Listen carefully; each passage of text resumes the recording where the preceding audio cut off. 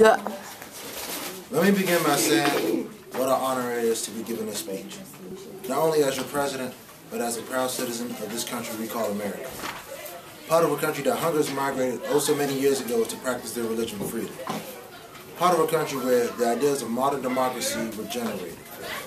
Part of a country where there is no fear of spending over 5 minutes to find a Starbucks or $1 to buy a burger.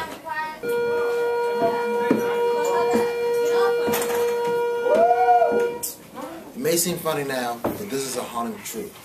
Fast food has become so accessible, it has been integrated into our daily lives. The mere thought of removing fast food from people could be received as cruelty, while in retrospect, the real cruelty would to allow fast food to go along as it has been going for the past few decades. Let me tell you a story. In 1940, two brothers named Dick and Mac had a crazy idea for a business.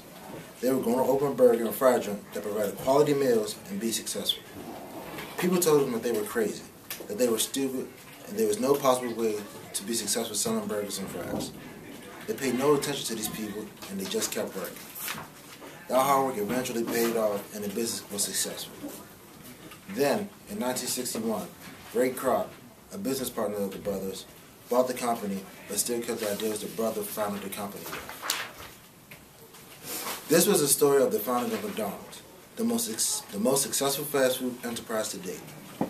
It was the perfect reflection of America.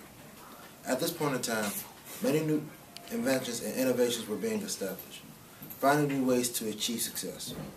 This is what America was doing at the time, and this is what the McDonald's brothers did. There was a correlation between fast food and America, and there still is.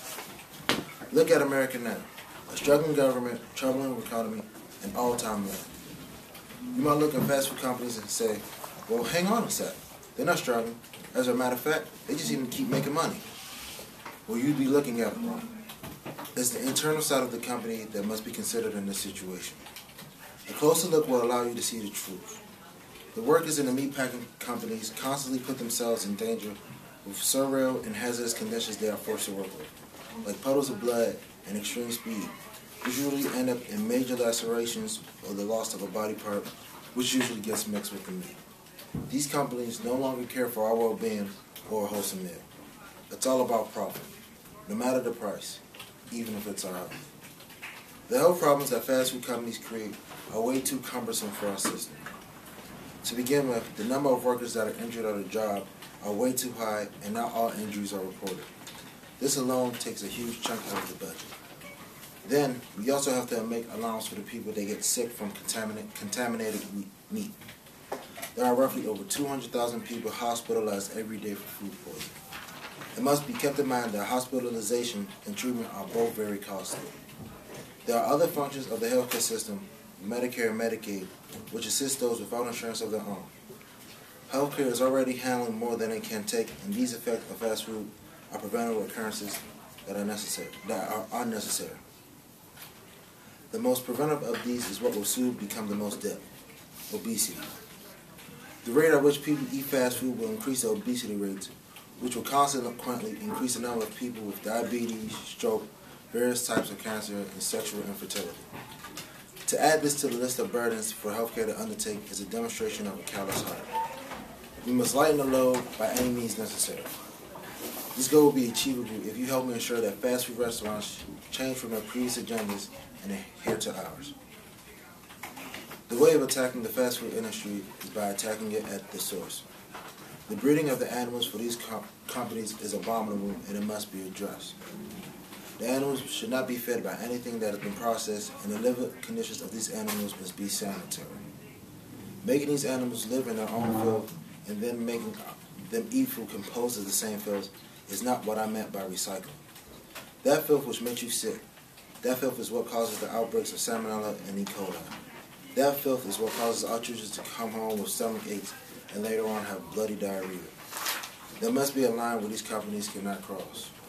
We have to create it. Not only are there health issues with the food, there are issues with how the food is being made. Too many people have suffered knife wounds and unnecessary amputations. Too many workers have come home with long faces because they lost their jobs because of an injury. Too many preventable events have occurred. This is happening because workers are killing over 4,000 cows a day at impossible speeds. Yes, we are living at a time where speed is necessary, but when a person is slowly killing themselves just to meet quota, we again must draw the line. I propose that we set a limit, preferably 50% on the number of animals slaughtered every day, and increase the speed of production by 15% to decrease the chance of an individual hurting themselves and causing more money to come from our healthcare.